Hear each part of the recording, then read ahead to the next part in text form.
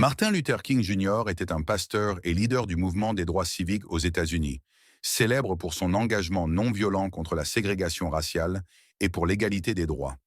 Né en 1929 à Atlanta, en Géorgie, il a été influencé par le Mahatma Gandhi et a inspiré de nombreuses actions pacifiques pour mettre fin à la discrimination.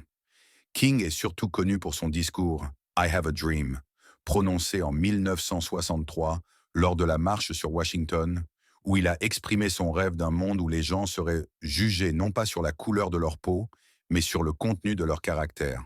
Son combat a joué un rôle clé dans l'adoption de la loi sur les droits civiques de 1964 et la loi sur le droit de vote de 1965. Assassiné en 1968, il demeure une figure emblématique de la lutte pour la justice et la paix. Dans cette vidéo, nous allons plonger dans les mots inspirants de Martin Luther King Jr. Ces paroles résonnent encore aujourd'hui, nous invitant à réfléchir, à agir et à rêver d'un monde plus juste. Écoutez ces citations, empreintes de sagesse et de courage, et laissez-vous guider par la vision d'un homme qui a dédié sa vie à l'égalité et à la paix.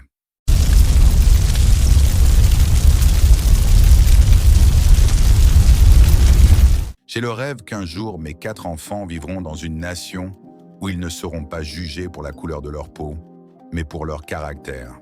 Ce qui compte, chez un homme, ce n'est pas la couleur de sa peau ou la texture de sa chevelure, mais la texture et la qualité de son âme. Nos vies commencent à finir le jour où nous devenons silencieux à propos des choses qui comptent. Celui qui accepte le mal sans lutter contre lui, coopère avec lui. Notre pouvoir scientifique a dépassé notre pouvoir spirituel. Nous savons guider des missiles, mais nous détournons l'homme de sa voie.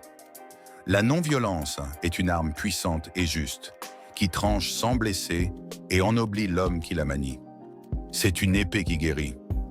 Une injustice commise quelque part est une menace pour la justice dans le monde entier.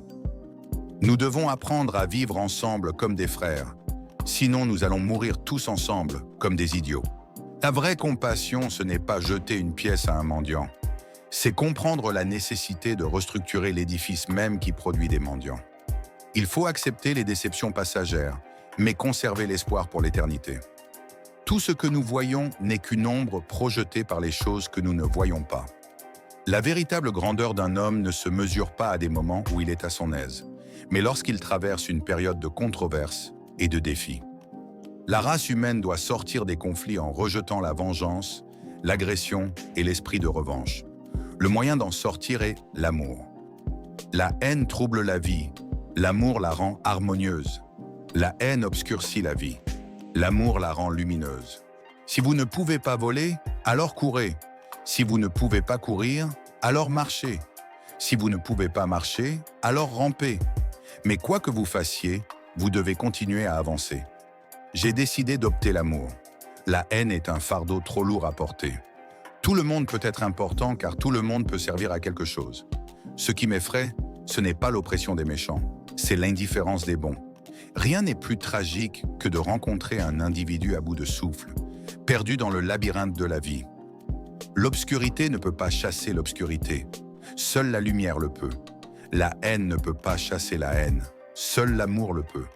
Croyez en vos rêves et ils se réaliseront peut-être. Croyez en vous et ils se réaliseront sûrement. J'ai vu trop de haine, c'est pourquoi j'ai décidé d'aimer. L'obscurité ne chasse pas l'obscurité. Seule la lumière peut le faire.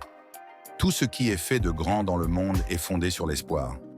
Nous devons apprendre à vivre comme des frères si nous ne voulons pas périr comme des sots. Examinez-vous sérieusement afin de découvrir ce pourquoi vous êtes fait, et alors donnez-vous avec passion à son exécution. Ce programme clair conduit à la réalisation de soi dans la longueur d'une vie d'homme. Ce n'est pas nous qui faisons l'histoire, c'est l'histoire qui nous fait.